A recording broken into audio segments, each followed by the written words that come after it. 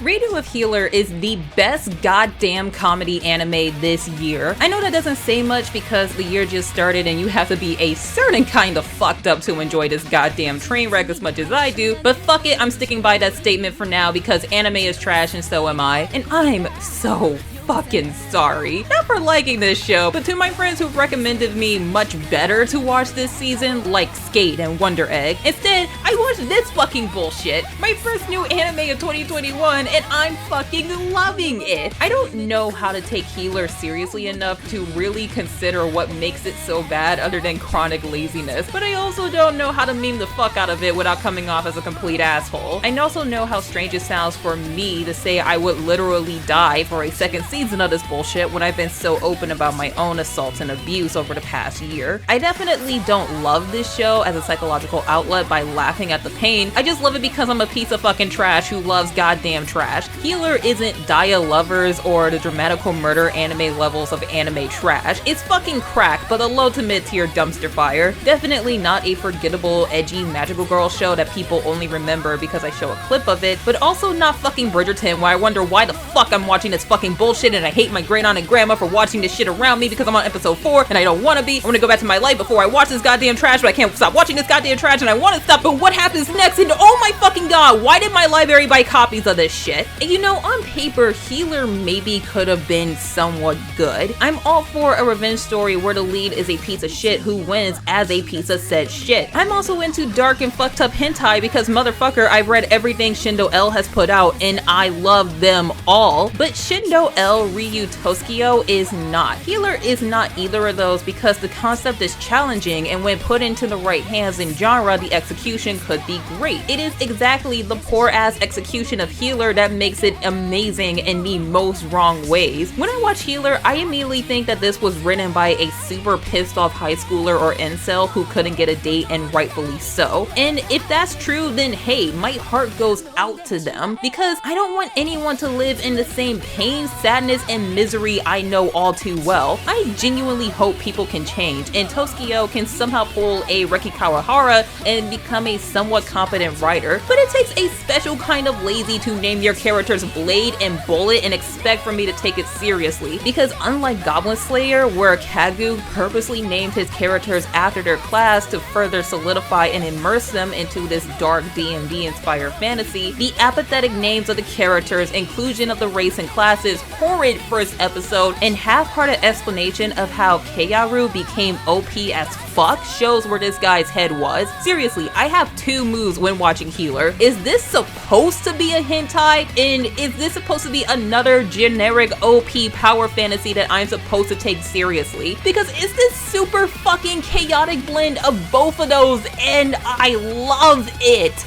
I love the sloppy writing. I love how we're supposed to feel bad for this piece of shit when I just fucking can't because this fucker is getting his dick wet on pussy I'm not having. I ate up this asshole doing business for his own immoral gain like I was watching some of the best parts of Spice and Wolf again. I fucking adored watching this cunt be forced to say she wanted to be dick down over having her fucking vagina destroyed by a hot ass poker, because holy shit, the my rod or this rod scene was so fucking gloriously bad. It was beautiful, and I fucking lost it when they added fucking sound effects for the slapping and titty rubbing. It's just, oh my god, they tried in all the best and wrong ways.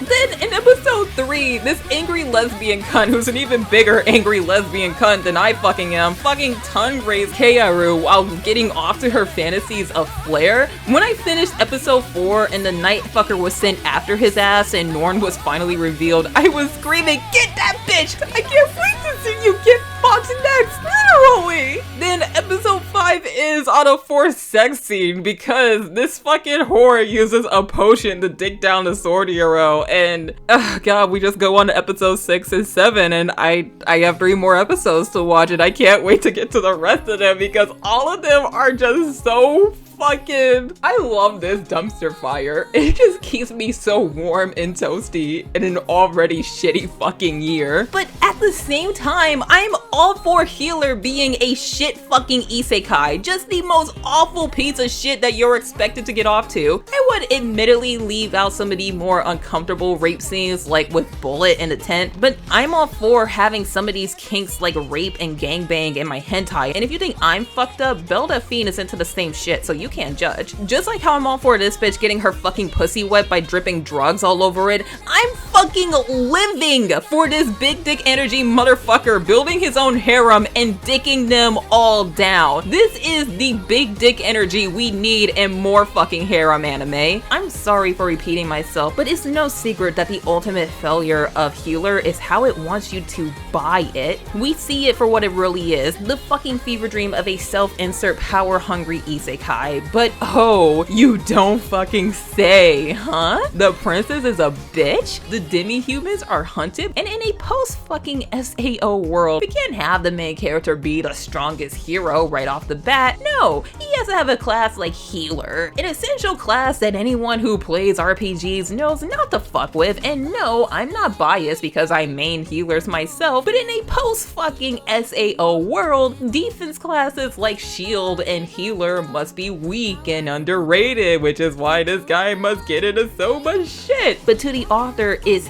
his power trip, and I feel kinda bad for saying that if it's true. While I do admire some of Keiaru's tactics, like how he helps people for all the wrong reasons, how he only targets people who wronged him, and how his plot for revenge slowly escalates on a grander scale, all the credit I somewhat give this show flies out the fucking window with lines like, "This goes against the aesthetic of my revenge." It just, all the moment that Tsukio was trying to build up is replaced by horny fucking hentai scenes. When I watch this show and how much it prioritizes sex over plot, but still somehow doesn't cross the line into being a hentai, I don't see where all the goddamn planning went into. Healer has no idea what the fuck it's doing. It knows it needs a plot point, it knows it needs a story to keep readers engaged, which is why the creator has the characters do what they do, but I feel like Tsukio is just fishing in a barrel to keep his characters fucking. And my theory was solidified in episode 6, where he transforms the man who raped the woman who raised him into a woman, and instead of raping him himself, Keiaru has a group of big burly men fucking gang rape the bitch, and she goes up in flames. Then Keiaru holds on to Anna's dead fucking body and tries to heal her over and over again, but she dies. And how does he process his grief? Freya and Setsuna fucking offers their goddamn bodies to him, and he is on fucking Freya so hard, she cows. And then this man just fucking turns to Setsuna, and he's just like an emotionless machine, fucks her into oblivion,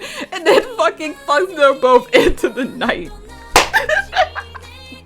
I'm sorry your mom died, here's my fucking teddy. What the fuck?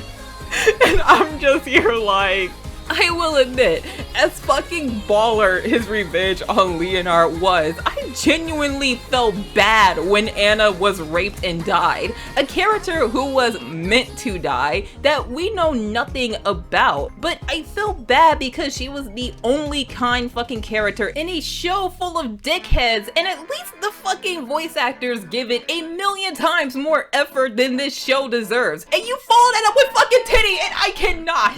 And that's why I don't think Tsukio really put much thought into his light novel other than what would get his dick hard. Because dude, why didn't you just make a damn hentai? But at the same time, I don't think I would like Healer as much as a hentai as I like it as the tumultuous, chaotic, downright crackhead levels of insane that it is right now. But I also don't want to shame Tsukio for making my fucking anime equivalent of The Room for this year. I'm not mad if Healer is really the product of anger, because art is a viable therapeutic tool. One of my favorite pieces of media, A Clockwork Orange, was written in 3 weeks because the author and his wife experienced a traumatic event. Anthony regrets his novel, but has come to terms that he cannot outlive it because of the massive success of the film. And the creation is not the reflection of the creator. Creators will often move past what they made because of this, because they aren't proud of a product or they'll own up to it. Shindo L is the most normal fucking guy who I would love to buy a beer for and chat about his work with, but there are projects where the creator is just shoved down your goddamn throat. Your trigger warning, Ben Shapiro school shooter movies, and Empress Teresa. Obviously, I'm not sure who Tsukio is. Right now, I think he's just a guy who got lucky. But when I look at how lazy and miswritten his product is, it's one of those things that makes me question how deaf of the author I am. And this is a part of the script where I wish I could turn off my fucking brain. And I will once I go back to experiencing the magical high of Healer. But I can't just be told to turn off my brain because this shit is a question I'm